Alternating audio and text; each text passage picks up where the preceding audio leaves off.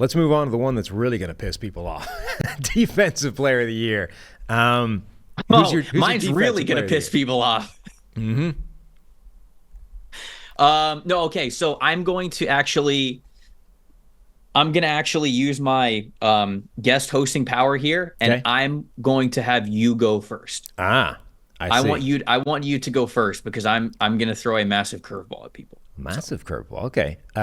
It's Myles Garrett. I think this is an incredibly difficult award to pick this year. There are a ton of guys that had absolutely ridiculous seasons. Like, there are some years where Defensive Player of the Year effectively picks itself. There's one guy with an amazing season. There's other guys with good seasons, but it's a clear and obvious Defensive Player of the Year.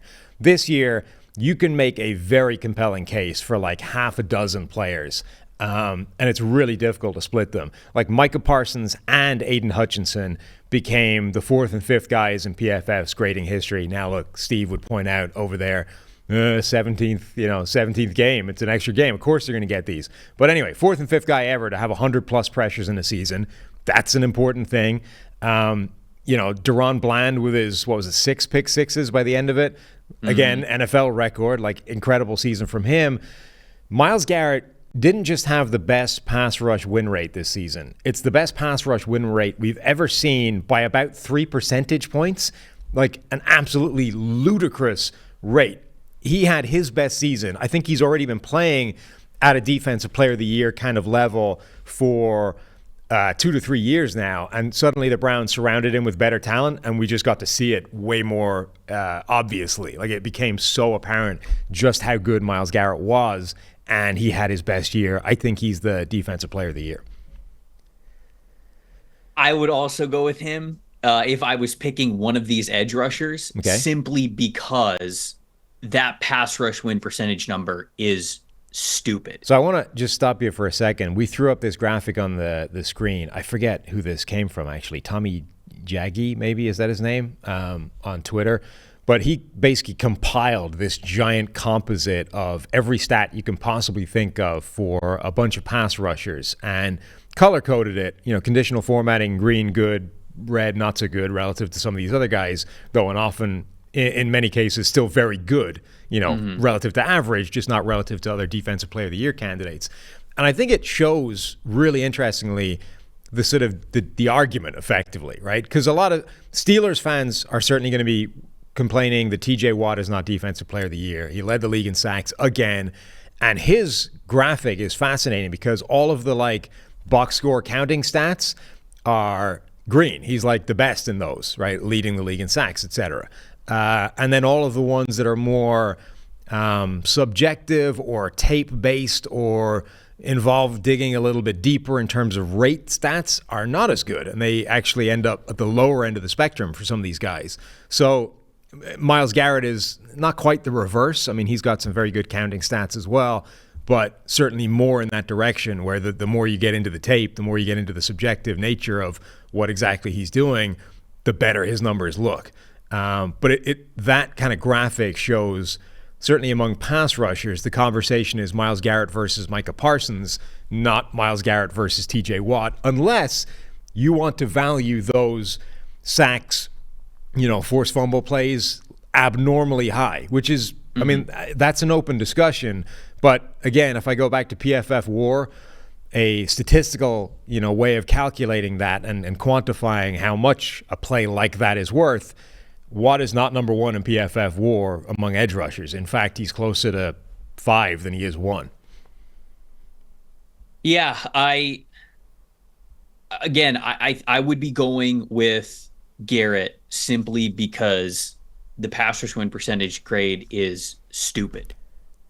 You look at Micah Parsons, and I think he finished with like a 24.1 to end the year. And that's even close to what the record is. You're mentioning the record for a single season of pass rush win percentage. Parsons is there. Garrett's three percentage points higher, which is ridiculous. I mean, it's just, it's so far ahead that I feel like the debate with all of these guys, even though Parsons has more pressures, I would go with Garrett. Again, there's not a wrong answer. My curveball that I'm throwing at you, I don't care if I sound like a homer here. I'm doing it here on this show. Antoine Winfield Jr., Defensive Player of the Year, okay? This is one of the most versatile safeties, having one of the most incredible seasons, that is just getting snubbed beyond belief because he happens to play in Tampa and Tom Brady doesn't play there anymore. Okay? I'm going to read you off some Antoine Winfield Jr. stats. Now, these are his stats compared to other safeties. Okay? Linebackers are going to have more tackles than him. Corners might have more interceptions, whatever. He is playing his singular position. So of other players that play his position, I'm going to tell you the stat, and I'm going to tell you where it ranks this year in the NFL. Okay? Sacks, 6, first in the NFL. Pass rush grade, 92.7, tied for first in the NFL. Pressures from a safety spot, 19, that's second in the NFL. Pass rush win percentage as a safety on the blitz, 21.7%. That's second in the NFL. Run defense grade, 92.5. So that's first. So anybody out there who's listening, paying attention, pass rush grade for a safety, first. Run defense grade for a safety, first. Coverage grade, 84.4. That's 11th. Interceptions, 3. That's 11th. But pass breakups, 7. That's second. Forced incompletions, 8. That's second. Forced fumbles, 6. That's first. Fumble recoveries, 4. That's first. Penalties on 642 coverage snaps, 0. Count them. Zip. Nada. None. On over 600 coverage snaps, the man had 0 penalties from a safety spot where you are often trying to cover the plays that matter the most, where if you are beat deep at all whatsoever, you got to prevent a touchdown, you got to foul these dudes. He was never in that position, not once. Also, to give you a little bit of context from the forced fumbles, because people might look at forced fumbles and just say like, oh yeah, cool. Here's why it's more than just, oh yeah, cool for Antoine Winfield Jr. 2 of those forced fumbles that he had were players who were inches away from scoring touchdowns, and he put his body on the line, laid out, punched the football out, and it went out of bounds for a turnover back to the defense. That's at least a 12-point swing there. You make the extra point, it's a 14-point swing. One of the other forced fumbles that he had caused a safety. We're talking about potentially 16-point swing from a safety this season due to just forced fumbles. And Antoine Winfield Jr. is not just having a Pro Bowl season in which he did not get voted for the Pro Bowl. He is having an all-pro season, and he's having one of the best seasons this entire season from a defensive player. That's my rant. Don't care if you say that I'm biased. Antoine Winfield Jr. deserves his respect. I mean, you are biased, but you're not wrong. I mean, you're not crazy. It's a good argument. I think he's absolutely having an all-pro season. I mean, the Pro Bowl is a farce, and that his snubbing is one of the reasons for that. He's absolutely having an all-pro season. I can't quite get him to Defensive Player of the Year, but I think you made a very compelling case. One last note to put a bow on this. Again, going back to PFF WAR, a statistical effort at quantifying value, Garrett is the number 1 edge defender by a reasonable margin. Micah Parsons is number 2. So those kind of numbers back up that element of it.